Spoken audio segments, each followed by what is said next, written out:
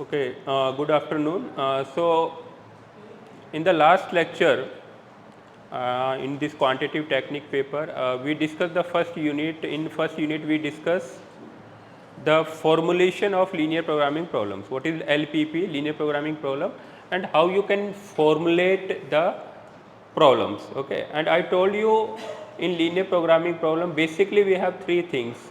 Whenever we have to formulate any problem, any real life problem which is in the basically given in some language form, having some data, so you have to convert that problem into mathematical form. Okay, so basically conversion of this your language problem into mathematics is basically formulation. Okay, and why it is linear? Because everything is linear. We are assuming that your objective function, your constraints, everything is linear in nature. They are not quadratic or cubic or some trigonometric function or log function. So therefore we call it linear, you can say, programming problem. Further, I told you that in linear programming we have three parts. One is objective function, first is the decision variable, second is the objective function, and third is the constraints or restriction. These are the three very important part of any linear programming problem. And we did some formulations also in the last lecture. Today we will discuss the solution part, how you can solve a linear programming problem. Okay, what are the different techniques through which you can solve? So there are two basic techniques, you can say. One is the graphical solution, and then we have the global solution, that is the simplex method. So one is graphical and then simplex. Now through simplex method, the problem is you can solve only two variable problem. When the number of variables are only two, then you can solve through graphical, otherwise you cannot solve it. Okay, then you have to go for simplex method, and simplex is universal in terms. You can solve two variable, three variable, four variable, any number of variables you can solve through simplex method. So ultimately we have to learn simplex method, which is more general. So you can solve any kind of linear programming problem through simplex method. Okay, so first we will discuss the graphical method. Now before discussing that, already I have gone through in the last lecture also the different terms, you can say, like what is solution, what is feasible solution, what is infeasible solution, as you can see in the screen, what is basic solution, what is basic feasible solution, and then we have the optimal solution. Okay, so these are the terms we have discussed. If you have any doubt, I can discuss again. Okay, so any solution, you can say, which satisfies the constraints is called solution. And what is feasible, which is also positive, or you can say non-negative, that is called feasible solution. And what is basic solution? Because the number of equations are less and variables are more, so when you put, okay, n minus m variables equal to 0, and then you obtain the solution, that solution is called basic solution. Okay, and similarly optimal solution, a basic feasible solution which also optimize the objective function, that is called the optimal or best solution among all. So a problem may have many solutions, okay, but you have to find the best solution, that is our objective. So now we would do the graphical, you can say, method.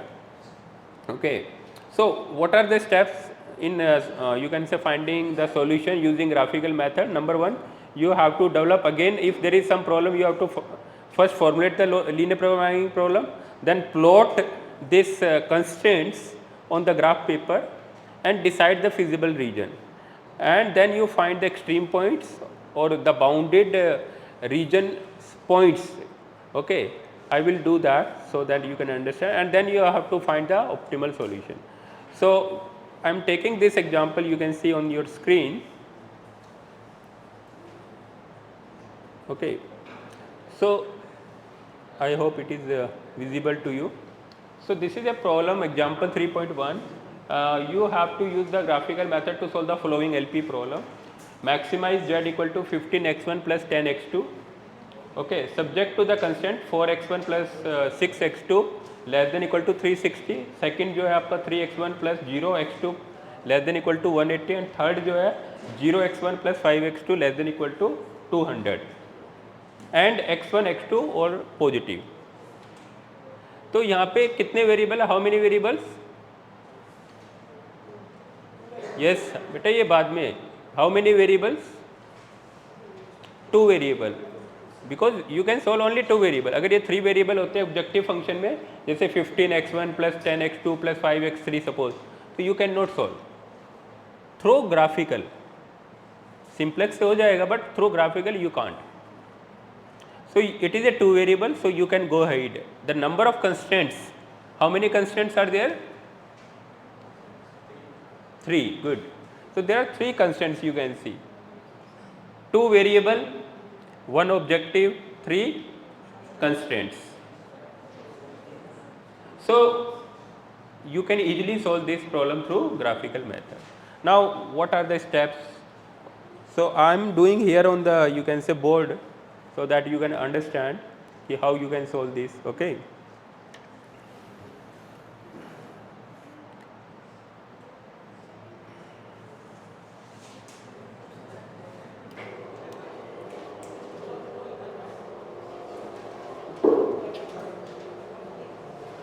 Okay, first of all what you have to do, you have to plot, you can say, we have this function 3 constraints.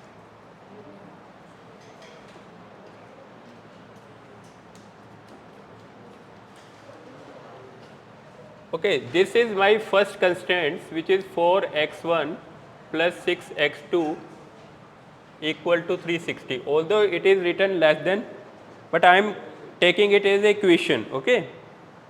Now you have to draw this equation on graph paper. Now you need not, you can say, a proper graph you can make on your this notebook or any page. Okay. We have to consider only the, this is, suppose this is my x1 and this is my x2. Instead of xy you can take x1 and x2. Okay. Because x1 and x2 both are positive, so we would consider only this first quadrant. We would not consider this or this. Our solution would always lie only in the first quadrant. Okay. Now we have to draw this line. How would you draw this line?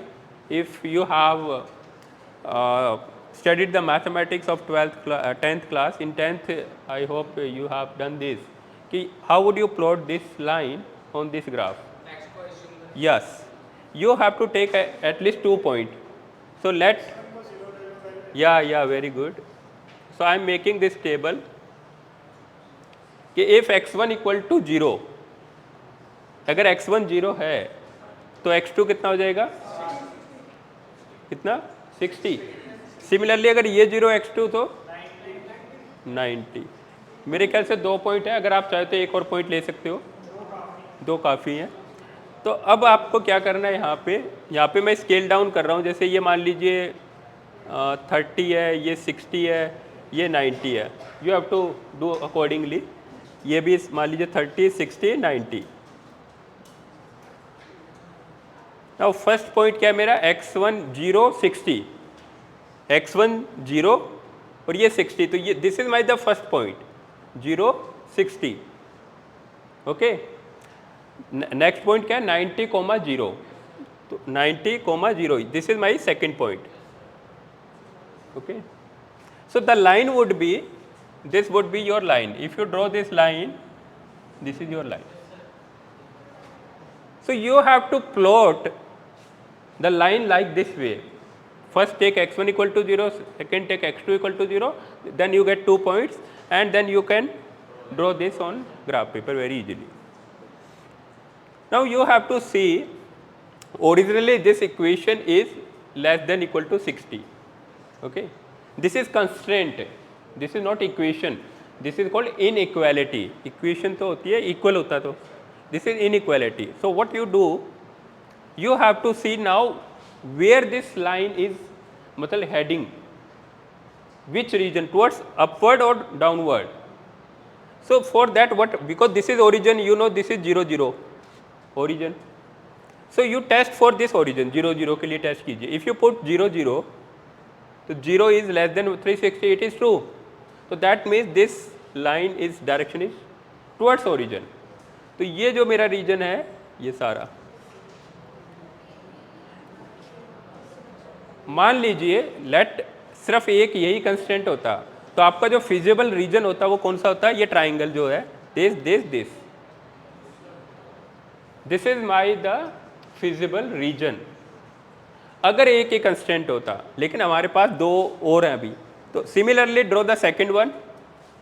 Second क्या आपका 3x1 less than equal to 380, ये पहला है, ये second है आपका, ये तो ऑलरेडी है, दिस इज फर्स्ट सेकंड। सो ये तो मेरा पहला हो गया फर्स्ट कंस्टेंट। अब सेकंड ड्रॉ कीजिए 3x1 इक्वल टू 180, क्योंकि वो जीरो है ना एक, तो उसको तो हटा दीजिए, वो ऐसे ही लिखा हुआ है, वो लिखा हो या ना लिखा हो doesn't matter, 0x2, okay, just to show you, और कुछ नहीं है। 3x1, तो x1 की वैल्यू क्या हो गई 60, x1 इक्वल टू 60, यानी ये वाली पॉइंट, यानी ये स्टेट आएगा, ये सेकंड कंस्टेंट है मेरा x1 इक्वल टू 60। अब ये इधर है या इधर है, टुवर्ड्स ओरिजिन, यानी इसकी डायरेक्शन इधर है। तो फिजिबल रीजन अब आपका ये वाला हट गया, अब ये रह गया, ठीक है, this is my feasible reason, छोटा हो गया। The feasible region again shrink, क्योंकि एक और आपने रेस्ट्रिक्शन लगा दी। एक कंस्टेंट्स का मतलब क्या होता है, एक आया, फिर दूसरी आपने, अभी आप कह रहे थे सिर्फ आपको पढ़ना है, बाद में पता लगा नहीं आपको काम भी करना है, तो आपके सोने के घंटे कम हो गए, स्लीपिंग टाइम, फिर कुछ और भी काम करना है, तो you are adding more and more constants basically, तो हमारे जो सॉल्यूशन स्पेस है कम होता जाएगा। थर्ड क्या है आपका, थर्ड कंस्टेंट जो था हमारा,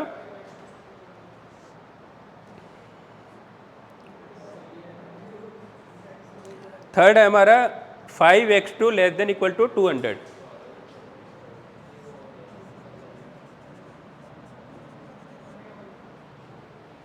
हाँ जी यही है ना, तो x2 कितना हो गया 40, x2 इज 40, यहाँ पे कहीं आएगा, ये 40 यहाँ पे मान लीजिए, तो ये वाली लाइन हो गई। अगेन ये नीचे, ये थर्ड वाला है, अगेन इसने कट कर दिया। अब आपका जो फिजिबल रीजन फाइनली रह गया है, अब ये भी नहीं है और ये भी नहीं है, सिर्फ ये जो पेंटागन बन रहा है that is your feasible region. ये पॉइंट O है, ये जो पॉइंट है ये कितना है फाइनली, इसको मैं A बोल देता हूँ, ये मेरा है 0,40, ये वाला पॉइंट क्या है मेरा 60,0, ये वाला पॉइंट क्या है देखना पड़ेगा मुझे, ये भी पॉइंट मुझे देखना पड़ेगा। OA, ये B पॉइंट के कोऑर्डिनेट अभी मैं पता करने हैं, C के मुझे पता करने हैं, और ये D के मुझे पता है। टोटल 5 पॉइंट्स है, 0 A B C D, but इनके कोऑर्डिनेट भी आपको पता करने पड़ेंगे। How would you find the coordinate of this, तो you can find by solving this two line. कौन सी लाइन, 1 and 3, 1 और 3 कहाँ पे इंटरसेक्ट कर रही है, 1 क्या है ये और 3 ये, इन दोनों का कॉमन पॉइंट अगर हमें निकालना है, तो x2 की वैल्यू क्या आई थी 40, x2 40 अगर आप इसमें पुट कर दोगे, x2 को 40 अगर मैं लेता हूँ, तो x1 क्या हो जाएगा, इफ x2 इज 40, 260 इधर चला गया, 240, ठीक है ना, 6 × 40 कितना हो गया 240, 240 इधर चला गया 120, 120 डिवाइड बाई 4 30, यानी ये जो मेरा पॉइंट है ये क्या है, ये तो 40 था, ये वाला पॉइंट, मतलब इसको दिखाने की जरूरत नहीं है, ये 30,40। Similarly you have to find this point. देखिए x1 तो 60 है ही, x2 और निकालना है इसके कॉरस्पॉन्डिंग, तो ये जो है आपका 1 and 2 को सोल्व करना पड़ेगा, 1 and 2। x1 इक्वल टू कितना आ गया यहाँ पे 60, अगर x1 60 है, x1 60 है इसमें रखोगे, तो x2 कितना आ जाएगा, अगेन x1 240, 120 डिवाइड बाई 6 20, तो ये पॉइंट क्या हो गया मेरा 20, 60, नहीं गलत आ रहा है, सॉरी, हाँ सी, ये तो 0 था ही, ठीक है, 60, हाँ ये ठीक है ना 20, यहाँ पे कहीं 20 होगा, ठीक। प्लीज देखिए, मेरा जो फिजिबल रीजन है वो बाउंडेड है बाय 5 पॉइंट्स। पॉइंट तो बहुत सारे हैं बट एक्सट्रीम पॉइंट 5 ही है। अब देख रहे हो,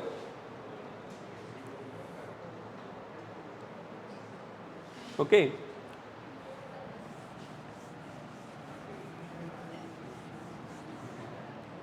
सो जो मेरे पॉइंट्स हैं, एक्सट्रीम पॉइंट कह लीजिए उन्हें,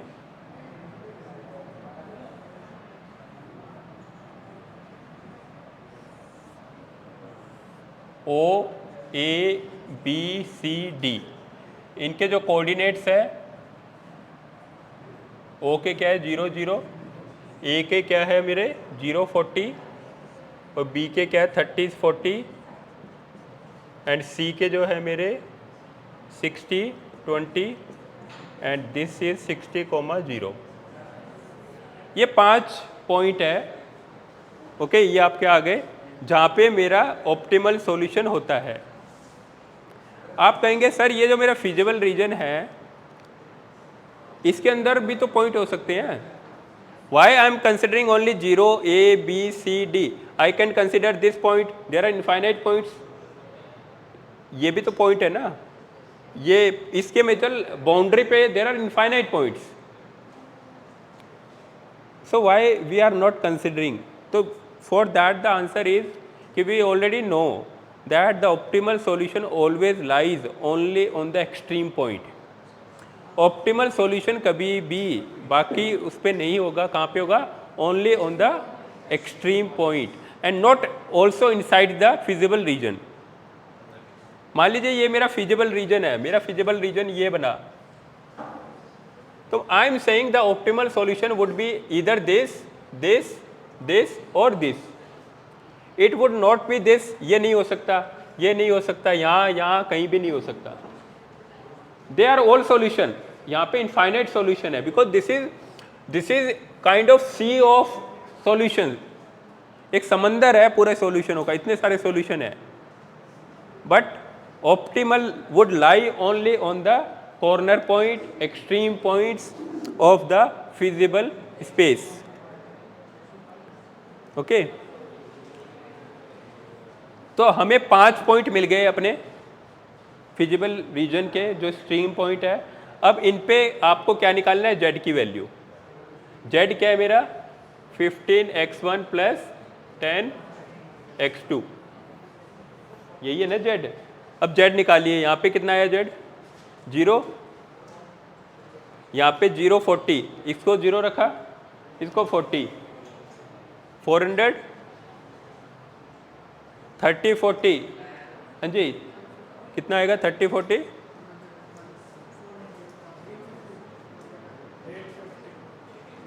कितना, तो सिंपल कैलकुलेशन है ना, x1 को 30 रखो, x1 को 30, 30 इंटू 15 कितना होगा 450, और इसको रखा 40, 400 850, 60 20 में 1100, 60 0 में 900, वेरी गुड।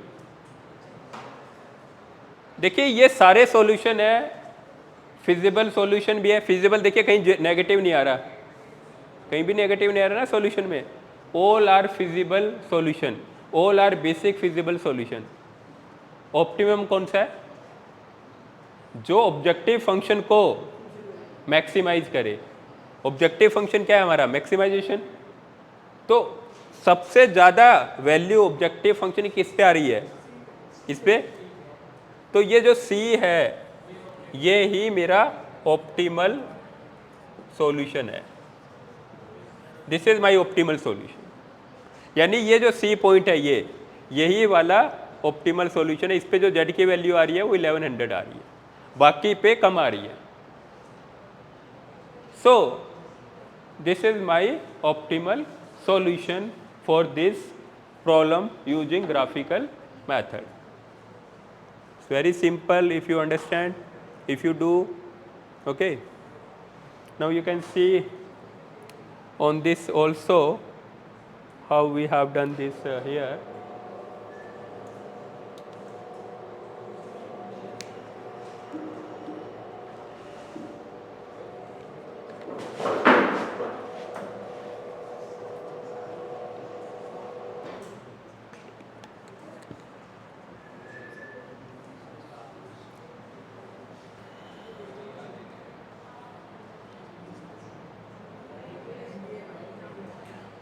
ये देखिए सेम चीज़ हमने, अगर आप देख पा रहे हो, इस टाइप से आपको ग्राफिकली दिखाना है।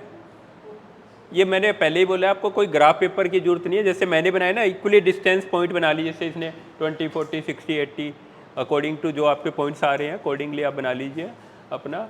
और ये जो आपका फिजिबल रीजन है, ये जो पॉइंट है 0, इन्होंने नाम अलग दे रखे, मैंने अलग दे दिए, वो आपकी मर्जी है। 0 A B C D मैंने इधर से दिए थे, तो it doesn't make difference. Okay, and finally ये आपको टेबल बनानी है। और आप देखिए सबसे ज़्यादा मेरा बी क्या था, 60, 20, मेरा सी वहाँ पे दिखाए थे। यहाँ सॉल्यूशन वही है ना, 60, x1 60 और x2 कितना होना चाहिए, 20। x1 60, x2 20 and z would be 1100। So this is my optimal solution. Next जो प्रॉब्लम है, आप देखिए यहाँ पे क्या, there are 4 constraints.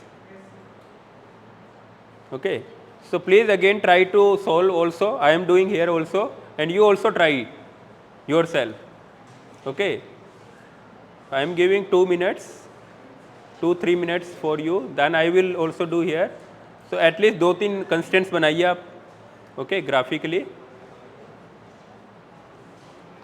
you have to first draw the constants only. There are 4 constants.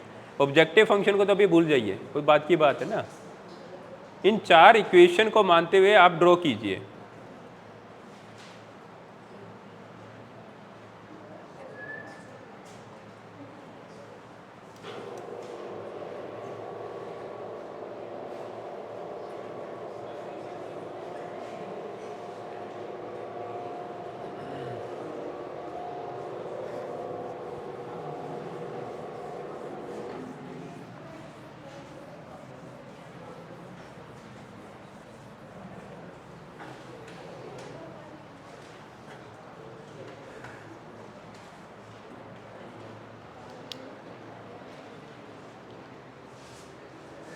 हाँ जी, again we make this graph and again we have x1 x2, so you can take this x1, this is your x2, okay, first quadrant,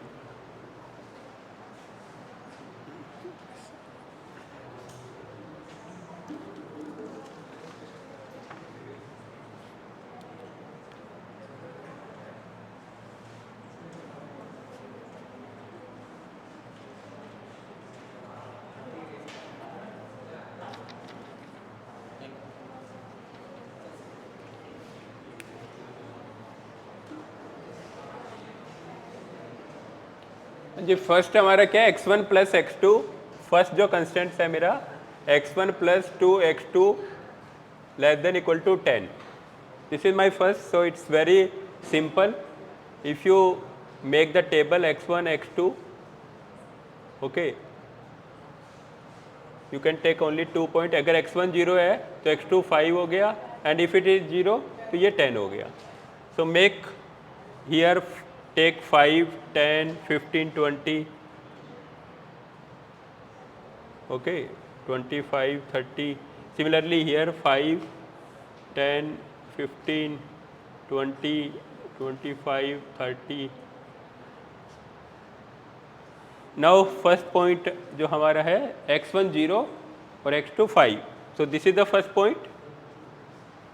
Second point 10, 0. So this is my second point. Okay, I think थोड़ा मैं scale बड़ा ले लेता हूँ, मुझे लग रहा है यहाँ पे या आ नहीं पाएगा।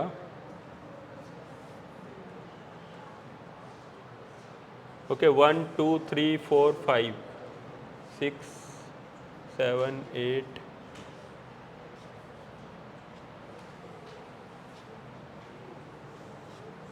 you take 2 4 6 8, 10 and this is 2, 4, 6, 8, 10. So first is 0, 5. So here it would be 5 and here it is 10. So first line would be like this. Okay, this is my first line and it is towards origin again. Okay, this is my origin 0, 0. So this is your feasible region. अगर आपका एक ही simple one constants होता तो, but we have many. Second जो हमारा x1 plus x2 less than equal to 6. देखिए इस पर ज़रूरी नहीं है आप ये बॉक्सेस बनाए, you can do orally also.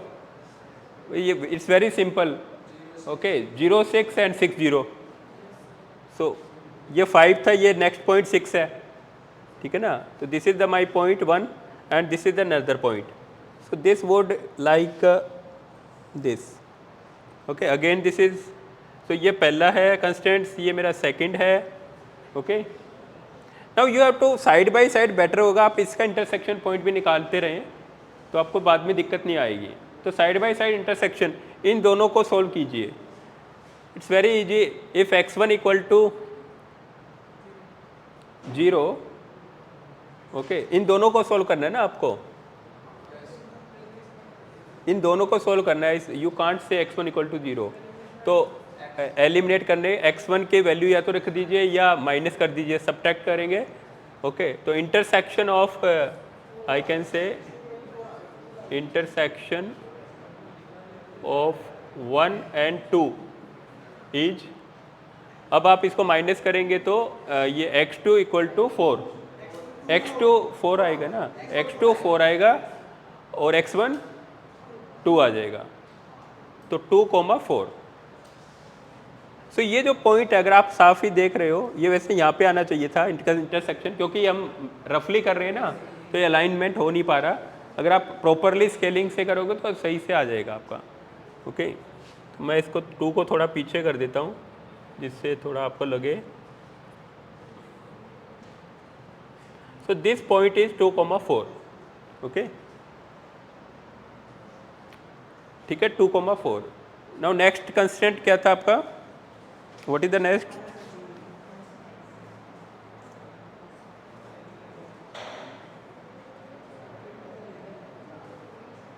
x1 minus x2 less than equal to 2. Third जो है x1 minus x2 less then 2.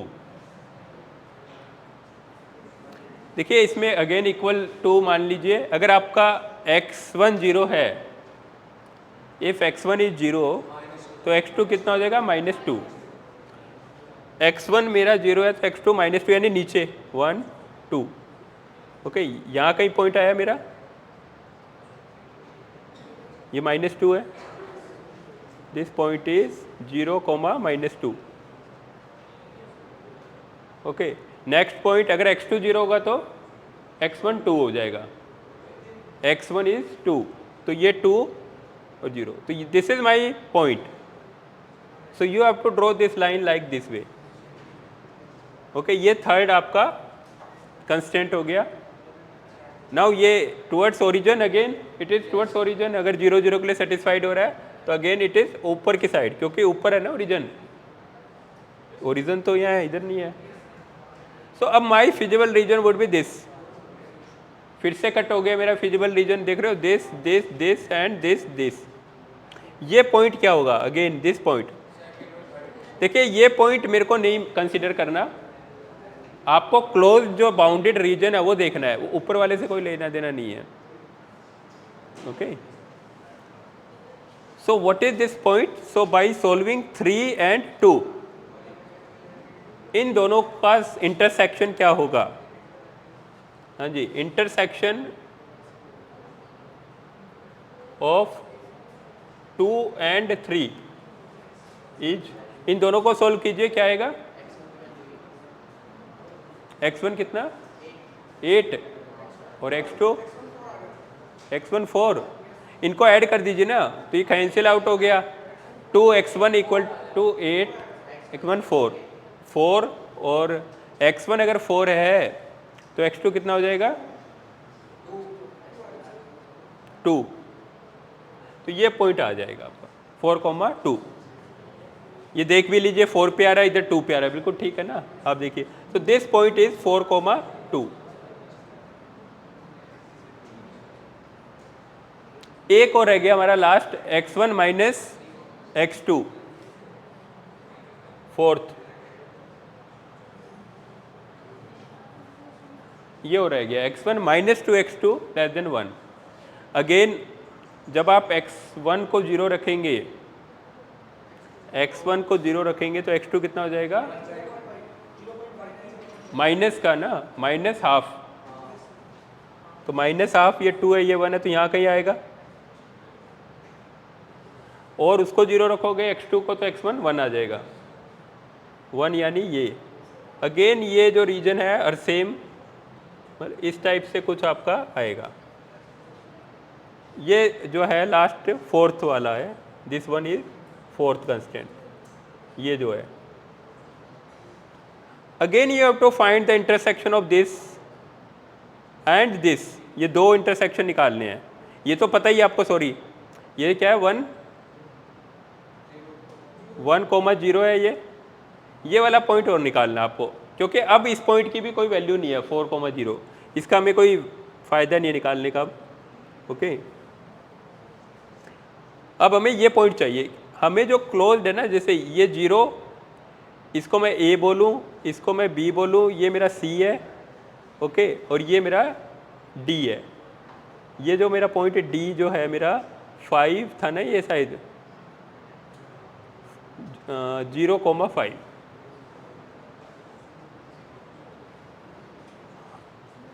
तो ये 5 पॉइंट है।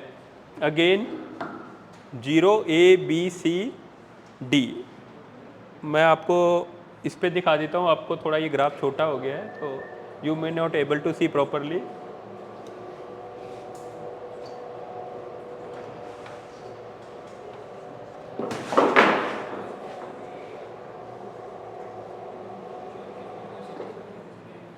अगर आप इस पे देखिए, अब ये देखिए, ये 0, ये मेरा 1,0 था पहला, A जो मैंने बोला, ये B ये आपको निकालना था, ये 3,1 आया, okay.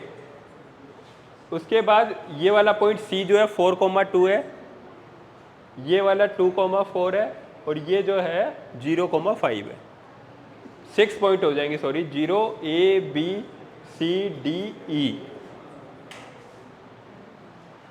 So this is my feasible region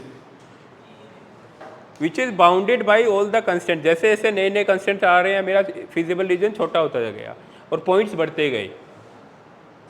pentagon, hexagon, it में भी ट्राइंगल, अगर एक है तो यूजुअली ट्राइंगल ही बनता है, एक में 2 होगा तो इट में भी क्वाड्रेटल, 3 है तो पेंटागन, फिर hexagon, and keep on. The points would increase as you increase the number of constants. So finally अभी इन सभी पॉइंट्स पे आपको ये 6 के 6 जो पॉइंट है 0 से लेके E तक, इन सब पे आप अपना क्या निकालेंगे, Z की वैल्यू, और जिस पे मैक्सिमम होगी वो आपका ऑप्टिमल होगा। अगेन यू कैन सी, मैंने 0 पे निकाला तो Z कितना आया 0, A पे कितना आ रहा है 2, B पे आपका 7, C पे 10, D पे 8 और E पे 5। यानी जो ये मेरा C पॉइंट है 4,2, इस पे ऑब्जेक्टिव फंक्शन की वैल्यू सबसे ज़्यादा आ रही है। So this is my optimal solution. Okay, so this is my optimal solution for this problem. जैसे ये प्रॉब्लम है तो इसका ऑप्टिमल सॉल्यूशन क्या है, x1 शुड बी 4 और x2 शुड बी 2। 4 इक्वेशन है, इन सबको सॉल्व करने के बाद मतलब ग्राफ से हमें पता लग गया कि this would give you the best. Okay, z की वैल्यू को ऑप्टिमाइज करेगा। I hope it is clear to you. Okay. There are many problems, so आपकी बुक्स वगैरह में भी मिलेंगी आपको, तो और या जो भी आपने बुक ली है या लोगे, एनडी वोरा या जो भी आप लेना चाहें, सब में आपको बहुत सारी प्रॉब्लम्स मिलेंगी। तो please go through the problems, all the problems, okay, so that you can practice. बेटा जो आपके सिलेबस में लिखे हो एनडी वोरा है, so you can take ND Vora. Kanti Swarup, 2 साइज आपके सिलेबस में है, तो you can take any of these 2।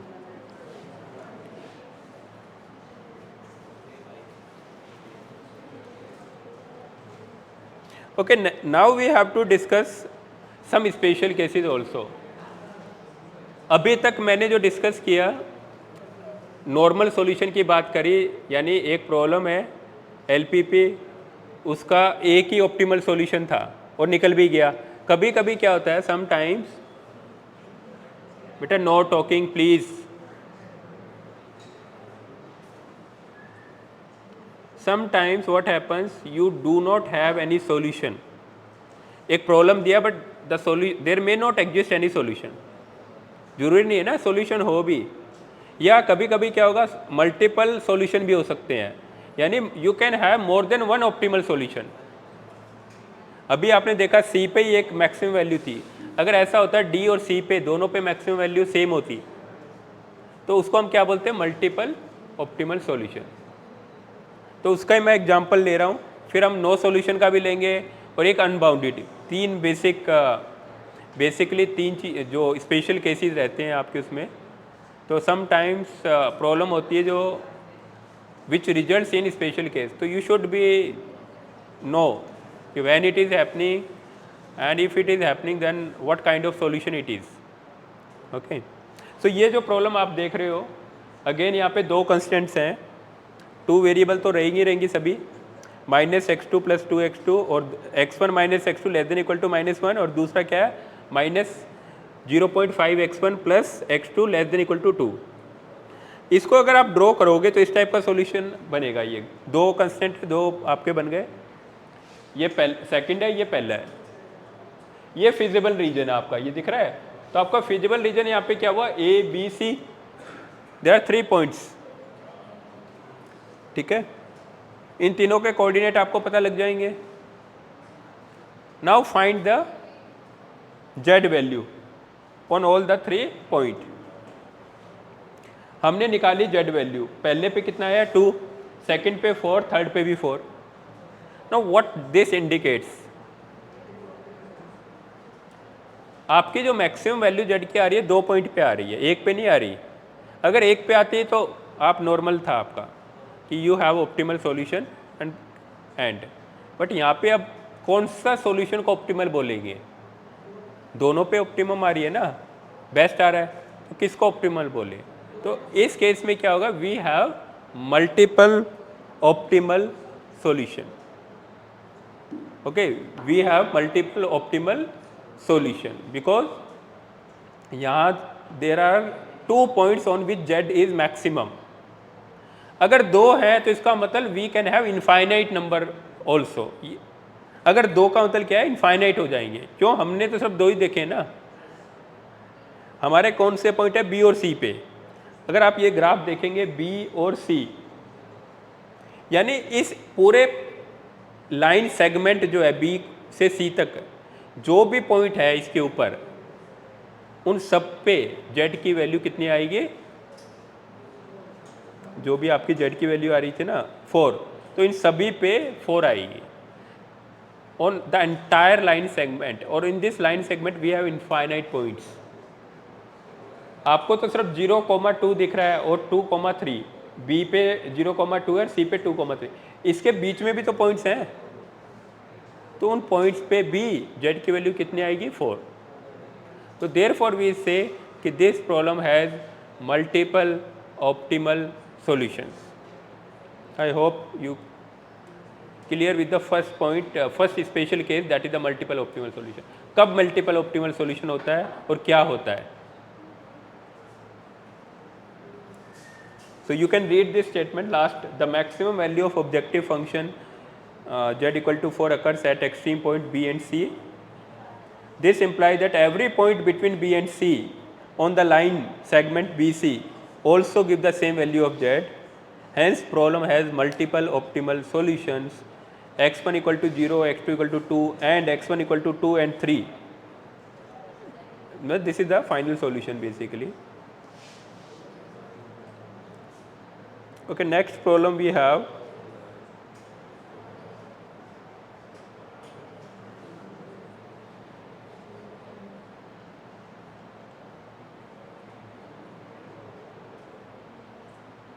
this is normal, so I am not taking this case.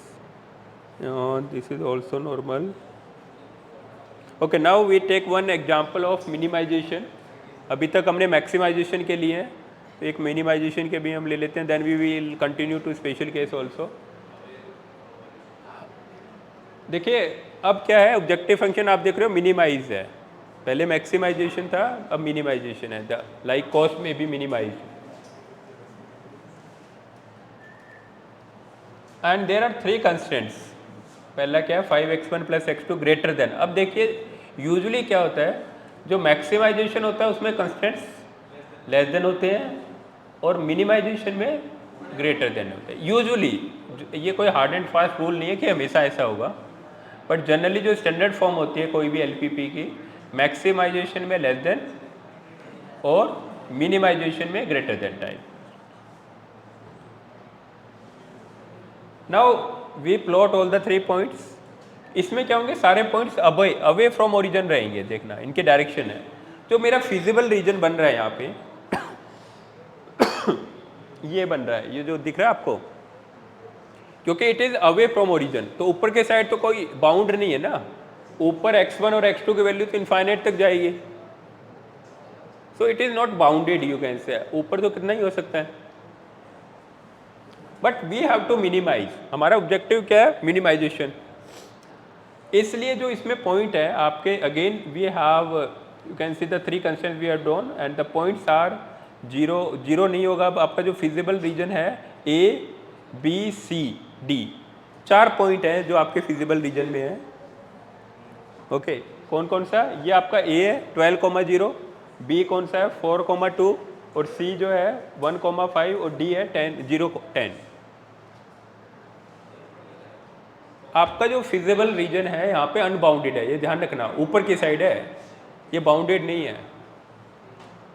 But extreme point तो ये 4 ही होंगे. इसके जो कॉर्नर है ऊपर छोड़ दीजिए आप अगर देखें, क्योंकि ये मिनिमाइजेशन केस है. तो A B C and D, इन चारों पे आप ये वैल्यू देखिए, मिनिमम वैल्यू कहाँ पे आ रही है आपकी, Z की वैल्यू जो है मिनिमम वो कहाँ है. Again you have to make the table A B C D, उनके कोऑर्डिनेट्स लिखिए और फाइनली Z वैल्यू देख लीजिए. तो A पे 36 है, B पे 16 है, C पे 13 है और D पे 20. मिनिमम कहाँ पे है, मिनिमम C पे, A पे नहीं है मिनिमम, वो मैक्सिमम है. ठीक है. सो C जो मेरा पॉइंट है उस पे मिनिमम वैल्यू है. सो यू कैन से C is the optimal solution. C is the optimal solution. So minimum value of objective function is 13, which occurs at the extreme point 1,5. Hence the optimal solution to the given LPP is x1 is 1, x2 is 5 and minimum Z is 13. ये solve हो गया. This is the minimisation. तो minimisation में reverse हो रहा. Okay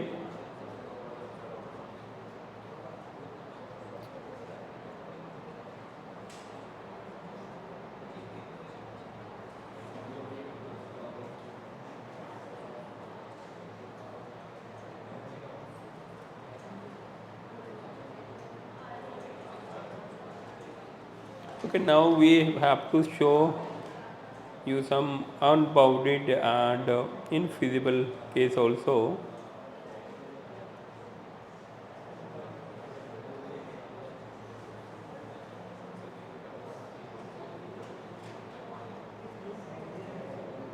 Yeah, multiple already I have discussed.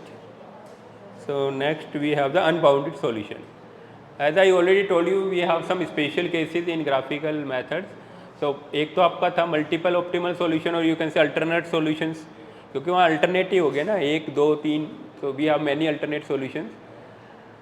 Now next जो है unbounded solution. Unbounded solution क्या है, how would you find whether your problem has a unbounded solution through graphical method. तो एक ये प्रॉब्लम है जिसके अंदर already we have unbounded solution. So you can see again 2 constant 3x1 + 4x2 and there are 2 constants x1 - x2 equal to -1 and -x1 + x2 less than equal to 0. यहाँ ध्यान रखना ये इक्वल लिखा हुआ है ये. ओके, ग्रेटर देन या less than नहीं है, it is equal to -1. So draw these 2 points.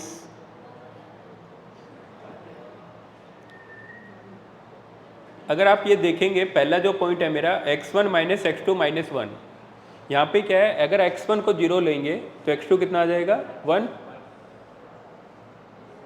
और x2 को 0 लोगे तो x1 minus 1. Again you can see. So ये जो पहला आपका पॉइंट है, अगर आप ये देख पा रहे हो, फर्स्ट कंस्टेंट है, ये इक्वल है. इक्वल का मतलब न तो ये लेस देन है न ग्रेटर देन है, सिर्फ ये लाइन ही सॉल्यूशन है, ये आपका जो फीजिबल रीजन है. ठीक है ना, मतलब इस लाइन के ऊपर या नीचे कुछ नहीं है. No solution, all the solution lies only on the line. Equality का मतलब ये है. तो ये जो लाइन है फर्स्ट जो आप देख पा रहे हो, जो मैंने यहाँ, सिमिलरली जो सेकंड है आपका, सेकंड आपने ड्रॉ करा माइनस x1 प्लस x2, वो आपका लेस देन इक्वल टू 0 था. Okay, less than equal to 0, तो ये नीचे की साइड आ रहा है. So this is the second and it is what this. अब हो क्या रहा है यहाँ पे, जो पहला सॉल्यूशन है, पहला कंस्टेंट है, वो सॉल्यूशन बता रहा है कि सिर्फ वहाँ पे लाई करेगा, ओनली ऑन द लाइन. जबकि सेकंड क्या कहता है कि it is below this line, second line. There is no common region, there is no common point. एक भी ऐसा पॉइंट नहीं है जो इन दोनों में कॉमन हो. यानी एक कंस्टेंट कह रहा है इधर, दूसरा कह रहा है इधर, नथिंग इज कॉमन. अभी तक जितने भी हमने सॉल्यूशन देखे, सब में क्या देखा, something is common, some region is common. But now the problem is nothing is common. So whenever this occurs कि nothing is common, okay, so you can say we have unbounded solution. Okay.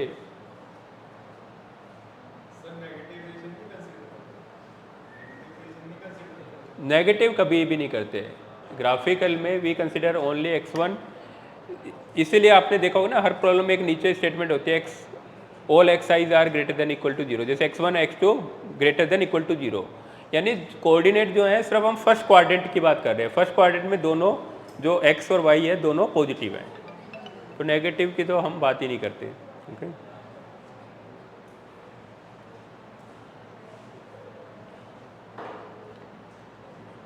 so you can see this is a case of unbounded feasible region.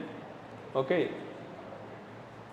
when your solution is unbounded, कितना भी बड़ा ले जाओ आप, आपका solution कभी भी bound नहीं हो पा रहा है. It remains always unbounded, as चाहे जेड की वैल्यू कितनी भी ज़्यादा आती रहे, क्योंकि वो अनबाउंडेड है आपका. Okay, we take another one.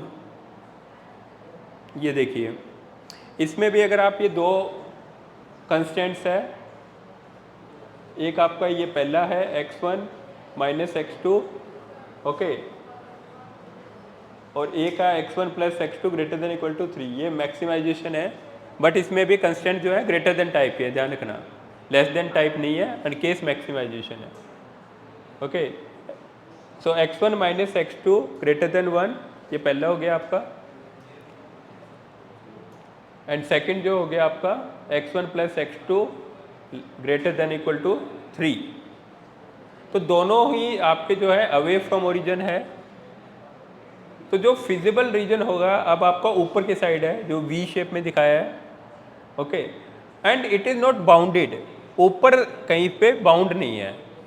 और क्योंकि ये मैक्सिमाइजेशन है, अगर ये मिनिमाइजेशन होता तो आप बाउंड हो जाता, bound by this may be the you can से मिनिमम पॉइंट, दिस और दिस, ए और बी में से कोई एक मिनिमम आ जाता अगर ये मिनिमाइजेशन केस होता. बट क्योंकि ये मैक्सिमाइजेशन है, तो हम किस वैल्यू के लिए, कौन से पॉइंट पे जेड को मैक्सिमम बोले. So there can be many point, और you can say we keep on increasing, जैसे जैसे ऊपर जाओगे, जैसे जैसे जेड की वैल्यू बढ़ती जाएगी. सो this is case of unbounded solution. मतलब सॉल्यूशन है काइंड ऑफ, यू कैन से, बट दैट इज अनबाउंडेड. उसका कोई बाउंड ही नहीं है, इनफाइनाइट है या उससे भी ऊपर है, इनफाइनाइट तो उससे ज़्यादा है. तो क्या होगा आई डोंट नो. तो इस केस में हम ये बोल देते हैं कि we have unbounded solution. Okay तो वो काइंड ऑफ इनफिजिबल ही मानो, जिसको हम बोलते हैं ना अनबाउंडेड है, तो काइंड ऑफ के सॉल्यूशन न के बराबर है, ऑल्दो अलग टर्मिनोलॉजी है, we call it unbounded. Infeasible अलग होता है, अनबाउंडेड अलग होता है। अनबाउंडेड में we have solution but it is not bounded, infeasible में सॉल्यूशन ही नहीं होगा।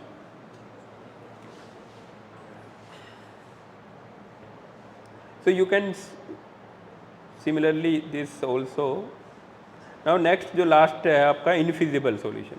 So what is infeasible solution?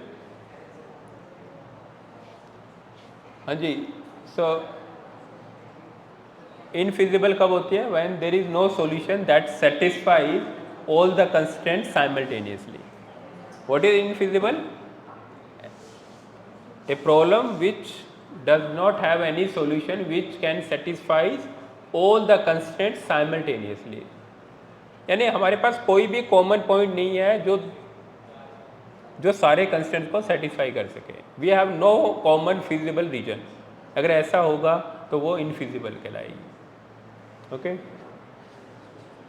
Infeasible as I told you, इसका मतलब है हमारे पास एक भी पॉइंट ऐसा नहीं है जो कॉमन है। जैसे यहाँ पे है, एक इधर नीचे कर है, सेकंड ऊपर है, तो नथिंग इज कॉमन, ठीक है ना।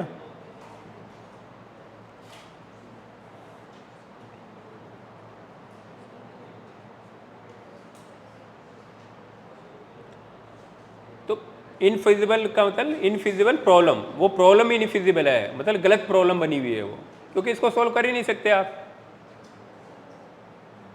ठीक है।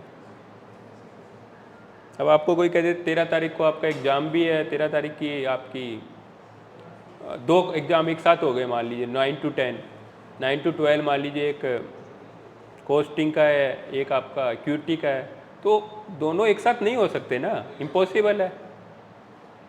ओके, तो something which is not possible that is infeasible, you can say. Okay, x की वैल्यू मैंने कहा कम होनी चाहिए 3 से, x should be less than equal to 3। दूसरा बोल रहा है नहीं, x की वैल्यू 5 से ज़्यादा होनी चाहिए, तो it can not be, you can not find common x। एक कह रहा है x की वैल्यू 3 से कम होनी चाहिए, एक कह रहा है x की वैल्यू 5 से ज़्यादा होनी चाहिए। Can you find anything common? दोनों को सेटिस्फाई नहीं कर सकते ना आप।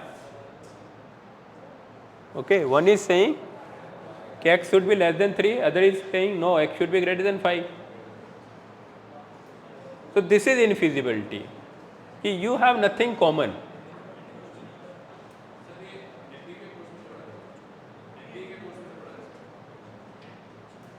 ये तो ग्राफिकल सॉल्यूशन है, MBA और BBA इससे कोई लेना देना नहीं है इसको,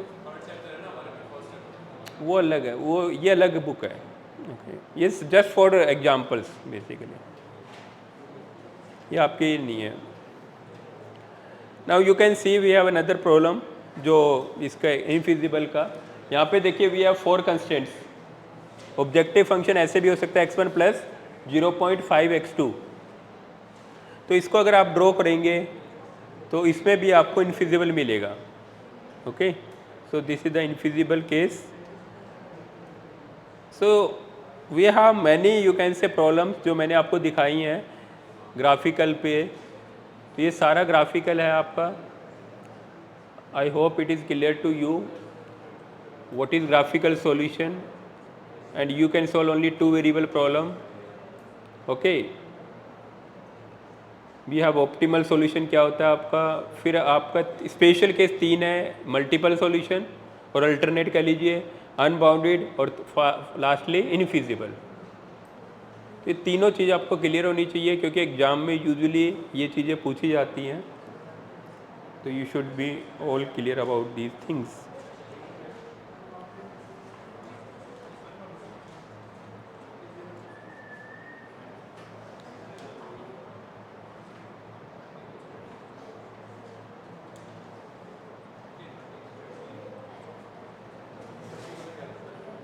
देखिए ये एक प्रॉब्लम आई हुई है, I want to discuss this 2019 में BBA के एग्ज़ाम में।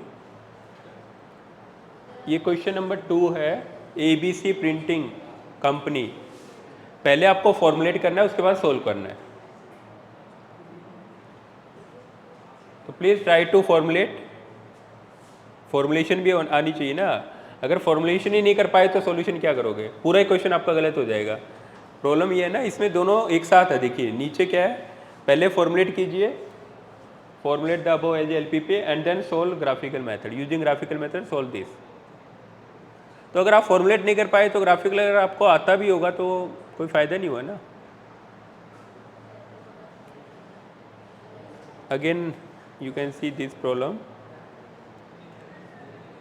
ABC printing company is facing a tight financial squeeze and is attempting to cut costs wherever possible. At present, it has only one printing contract, and luckily the book is selling well in both the hardcover and paperback editions. दो form में book publish करते हो ना आप, एक hard cover होता है, एक पेपर फॉर्म में।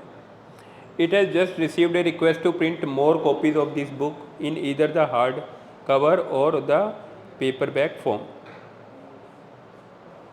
The printing cost for the hardcover book is 600 per 100 books, while the paper is only 500 per book. जो कॉस्टिंग ऑब्वियसली हार्ड कवर ज़्यादा होती है, 600 रुपीज़ लगते हैं पर 100 बुक के, और उसके 500 है पर 100 book. All the companies attempting to economize, it does not wish to lay off any employee.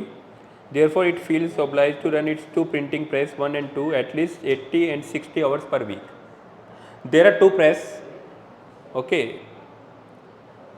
जो कि कम से कम कितना 80 आवर्स रन कर रही है पहली, और सेकंड 60 आवर्स पर वीक।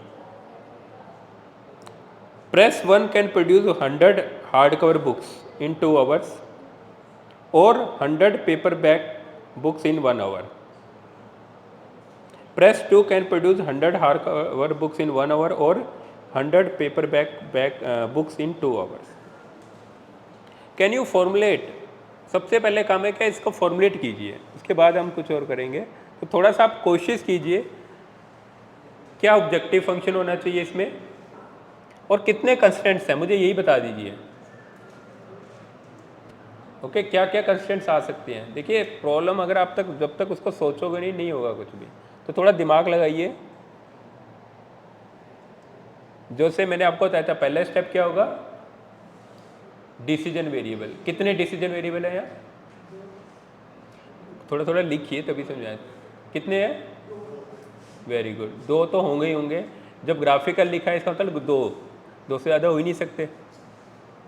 क्या नाम दें, वेरिएबल हैं क्या, लेट x1 x2 या xy जो भी आपको लेना है। x क्या है, number of books in hard cover, और y क्या है, number of books in soft cover. यानी कितनी बुक्स हार्ड कवर वाली प्रोड्यूस करनी है और कितनी बुक्स सॉफ्ट वाली। यही तो हमें अल्टीमेटली बताना है ना। मेरी प्रेस है, मेरा जो भी कंपनी है, printing company, ultimately I have to tell what should be the optimum number of books which I have to produce in hard and soft, so that I can optimize objective function. Objective क्या है, objective क्या आपका, maximisation है, minimisation है। यहाँ पे कोई cost की बात की है, कॉस्टिंग है ना, यहाँ पे प्रिंटिंग कॉस्ट आ रही है, प्रॉफिट तो नहीं दिया कहीं पे, तो कॉस्टिंग की बात हो रही है। तो इसलिए हम यहाँ minimization of the cost. Cost क्या है, ऑब्जेक्टिव फंक्शन क्रिएट कीजिए, क्या बनेगा, what should be the objective function. हाँ जी,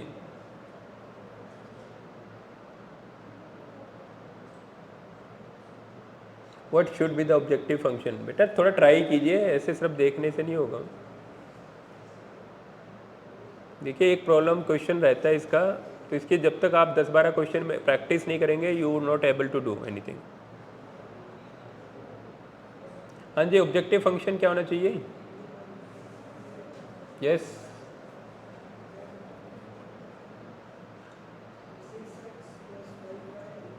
6x। कॉस्ट कितनी है, 600 पर 100 बुक्स।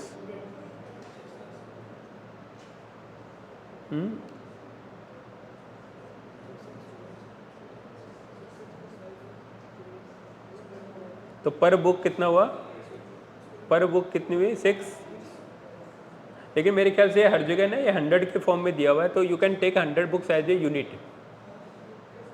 अगर 100 को यूनिट लोगे तो आप 600 ले सकते हो। एक बार देख लीजिए, you can consider 600x plus 500y, where x is basically the number of books in 100। Unit जो है ना 100 की है, यानी आप 100 के लोट में ही प्रोड्यूस कर रहे हो, ये हम मान के चल रहे हैं। ओके तो 600x और x क्या है? Number of hard cover books in 100, यानी एक यूनिट x1 अगर 1 है तो इसका मतलब 100 बुक हमने हार्ड कवर की वाली प्रोड्यूस करी। अगर y 1 है तो इसका मतलब सॉफ्ट कवर वाली हमने 100 बुक्स प्रोड्यूस करी। अगर x y है, x और y 1 1 है तो 2 है तो अकॉर्डिंगली मल्टीप्लाई हो जाएगा। तो 600x प्लस 500y ये आपका ऑब्जेक्टिव फंक्शन हो गया। ठीक है, अब तीसरी जो सबसे इंपॉर्टेंट है वो क्या है? Restrictions, constraints. देखिए कंस्ट्रेंट्स अभी तक आप अगर ऊपर पढ़ रहे हो, कोई कंस्ट्रेंट नज़र नहीं आ रहा है जिसमें डेटा हो। It has one printing contract and luckily the book is selling in both the hard and paperwork edition. It has just received a request to print more copies of this book in either the hard or paperwork form. ये भी कोई constant नहीं है। Okay the printing cost ये हमने already consider कर लिया है। आगे क्या है? Although the company is attempting to economise, it does not wish to lay off any employee, therefore it feels obliged to run 2 printing press. 2 printing press है और 80 एंड 60 आवर पर वीक काम करेगी हमारी प्रेस। अब इनके ऊपर ही कंस्टेंट्स है बेसिकली। 2 प्रेस है, एक प्रेस जो हमारी 80 आवर काम करेगी और सेकंड वाली 60 आवर एटलीस्ट, बट एटलीस्ट है, ध्यान रखना, कम से कम, यानी 60 से कम या 80 से कम वो नहीं काम करेगी। इससे ज़्यादा जा सकता है, कम नहीं होना चाहिए। उसके बाद क्या है? प्रेस 1 का जो प्रोडक्शन है वो कितना है? 100 इन 2 आवर और 100 इन 1 आवर। हार्ड कवर जो है वो 2 आवर में कितना है? 100, और पेपर वाला 1 आवर में 100। इसको कैसे आप मैथमेटिक्स में लिख सकते हो? अब यही चीज़ बतानी है मुझे। हाँ जी, how you can write now this in the mathematics?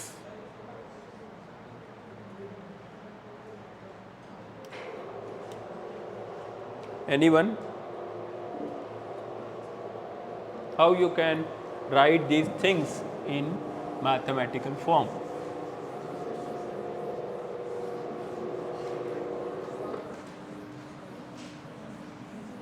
देखिए अभी तक हमने क्या किया?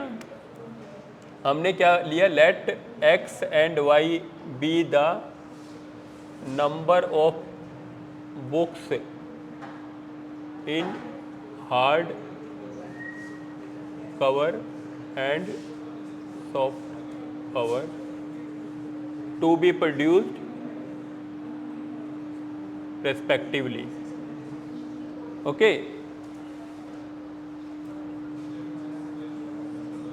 और ये भी 100 के बैच में कम से कम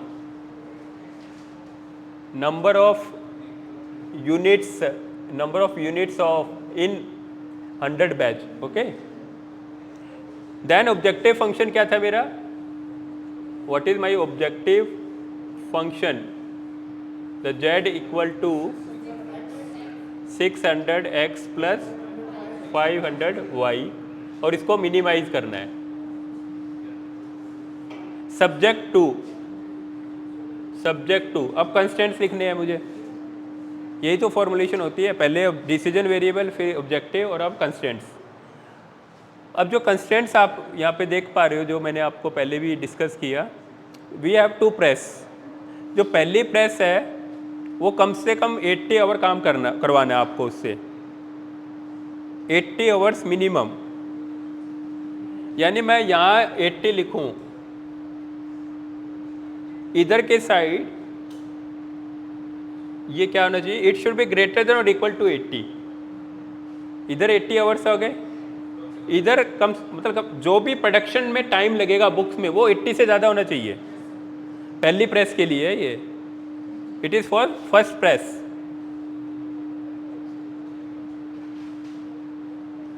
अब यहाँ पे मैं क्या लिखूं कि it should be greater than equal to 80। First press में क्या हो रहा है, it can produce 100 hard book in 2 hours. 100 का मतलब एक यूनिट है ना, एक्स तो मेरा एक ही है।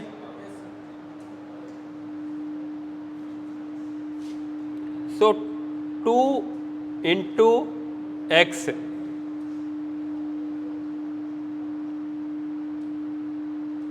या अब यहां क्या आना चाहिए, दिस और 100 बुक्स इन 1 आवर, तो 1.y। क्या ये सही है? 2x plus 1y should be greater than equal to 80। भाई आपके पास मिनिमम 80 आवर्स प्रेस को रन करवाना है। अब मिनिमम 80 में आवर्स में, ये सब आवर्स में है बेसिकली, ओके। 2 आवर लग रहा है इसको एक यूनिट, यानी एक या एक्स बनाने में, 100 बुक्स बनाने में। 100 बुक्स में 2 आवर्स हार्ड वाली में, और सॉफ्ट में 1 आवर। अब वो कौन सा बनाना है, सॉफ्ट बनाना है, हार्ड बनाना है, वो आपकी मर्जी है। भाई ये टोटल ग्रेटर देन 80, ये y 0 भी हो सकता है, x भी 0 हो सकता है। अगर आप हार्ड वाला बनवाना चाह रहे हो तो इसको 0 कर दो, तो मिनिमम 40 यूनिट्स ऑफ x बनवाने, यानी 40 ऑफ x यानी 4000 हार्ड कवर बनेगी।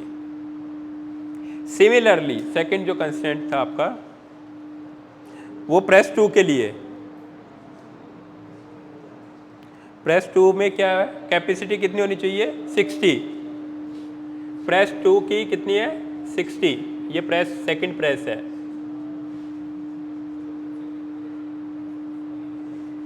सेकंड प्रेस में क्या हो रहा है आपका, second press can produce 100 hard cover in 1 hour and 100 in 2 hour. तो इसमें उल्टा हो गया, x plus 2y and x comma y greater than equal to 0। यानी ये सिर्फ 2 ही कंस्टेंट्स हैं इसके, 2 ही है ना, और तो कोई नहीं है। तो ये देखिए बहुत ही सिंपल प्रॉब्लम जिसकी हमने फॉर्मुलेशन करी है, ठीक है जी। वैसे भी कर सकते हो, वो एक ही बात है, doesn't matter, okay.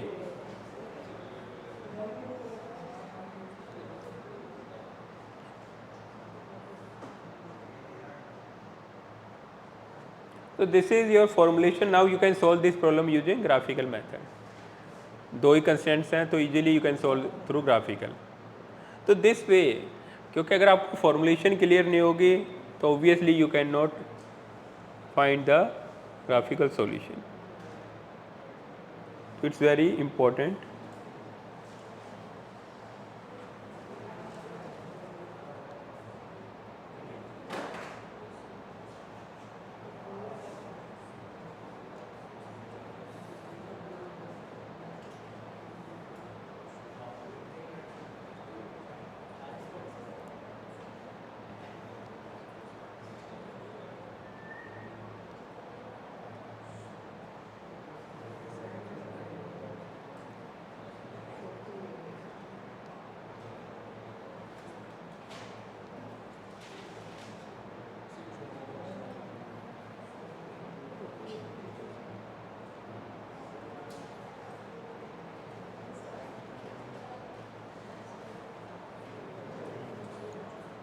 we can discuss one more.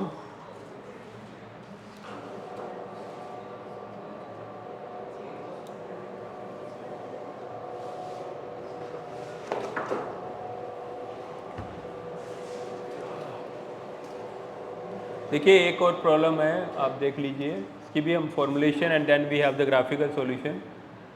तो ये diet for a sick person must contain at least 4000 units of vitamin and 50 units of minerals and 1400 calories. ठीक है जी, ये डाइट है सिक पर्सन की, जो इसमें ये 3 चीज़ें होनी चाहिए, विटामिन और at least 4000 units of vitamin and 50 units of minerals and 1400 calories. दो फूड हैं A and B.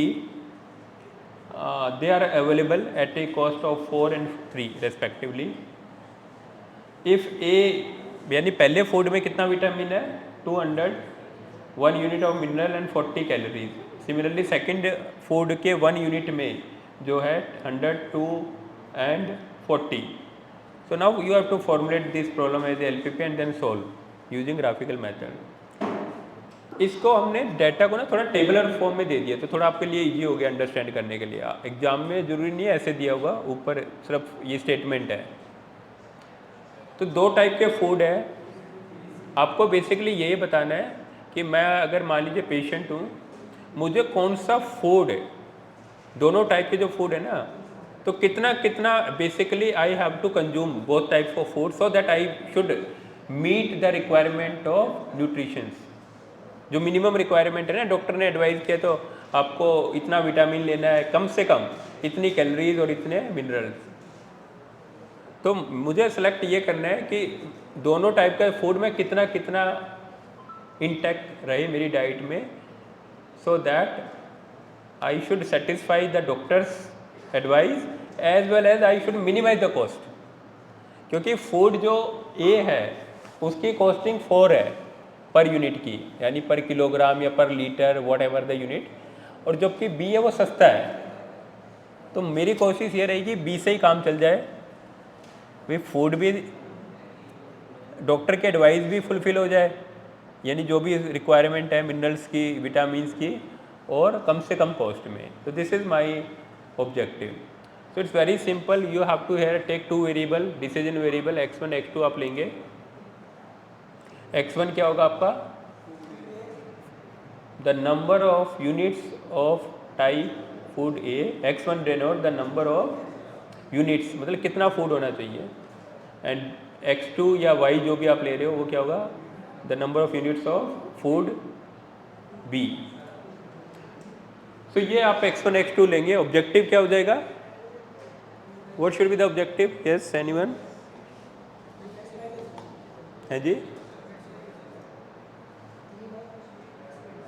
Objective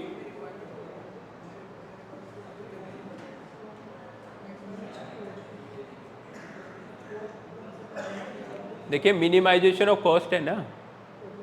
1 unit food की कितनी कॉस्ट है 4, और बी को अगर आप ले हुए तो 3 है. ठीक है ना. मान लीजिए मील आप बाहर से टिफ़िन मंगवाते हो, तो एक कहता है जी ये टाइप का फूड अगर लेओगे तो आपको 4 रुपीज़ पर यूनिट पड़ेगा, जबकि सेकंड टाइप का टिफ़िन लेओगे जिसमें कुछ और टाइप के फूड है तो वो आपको 3 रुपीज़ पड़ेगा. ठीक है. So the objective would be 4x + 3y. And you have to minimise this objective 4x + 3y. या यहाँ पे x1 x2 है तो 4x1 + 3x2. 4x1 + 3x2 should be your objective function. And you have to minimise. Now constants कितने हैं यहाँ पे, कितने कंस्टेंट्स हैं,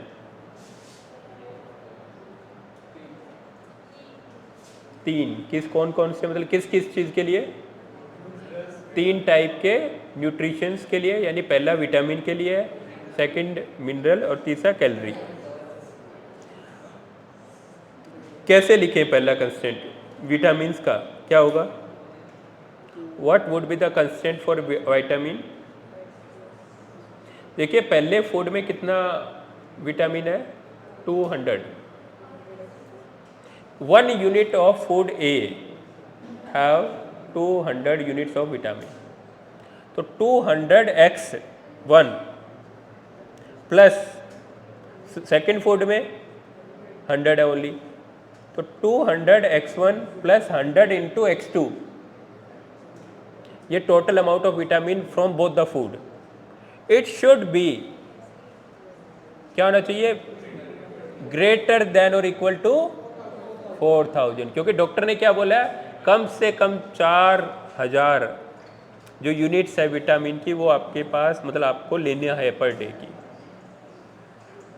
तो दोनों टाइप से फूड से मुझे मैक्सिमम कितना मिल रहा है? 2x1 plus 100x1 x2 should be greater than equal to. Similarly mineral के लिए और सिमिलरली यानी उसमें आ जाएगा x1 plus 2x2 greater than equal to 50 और उसमें 40x1 plus 40x2 greater than equal to 1400. तो तीन ही कंस्टेंट्स हैं और इन तीनों को आप ये लिख सकते हैं.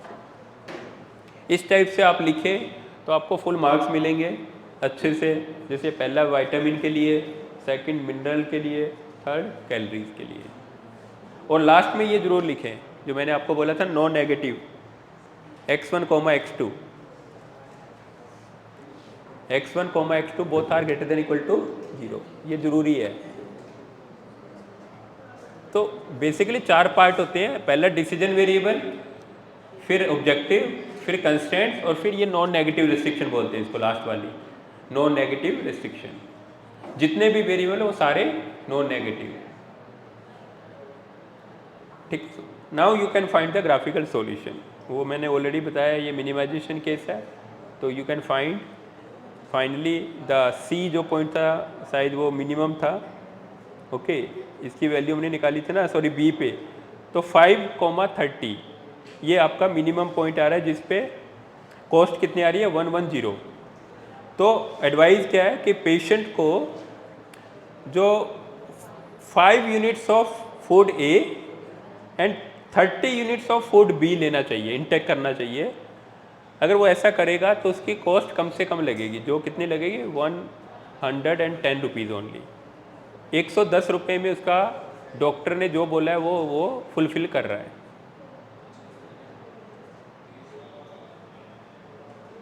So this is the best solution you can say which you can obtain. So you can think of these well in any production problem or you can say finance problem. You can whenever there is so many constraints you can solve the problem and you can maximize or minimize your objective function. Usually profit may be the objective, cost may be the objective, time minimization of time may be the objective, efficiency को maximize करना है, that may be the objective. Okay, so depending upon problems you have to do like that. Okay, if you have any doubt you can ask.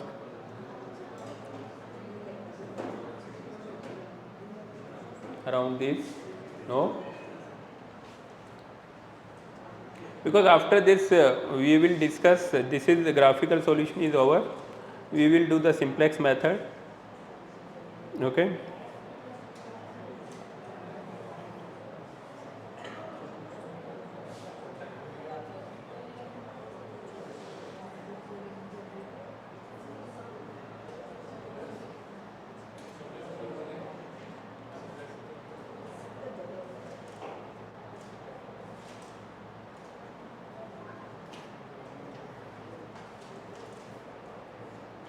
Meanwhile,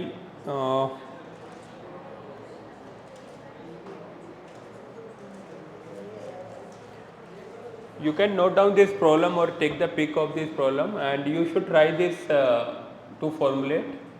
Okay. Next time I will ask you. है जी, देखिए वो तो है ही SLM, but क्योंकि उसमें ना examples वगैरह बहुत ज़्यादा नहीं होंगे आपके पास, एक्सरसाइज वगैरह. I don't know, I have also not seen that. So I would suggest you must consult at least one book.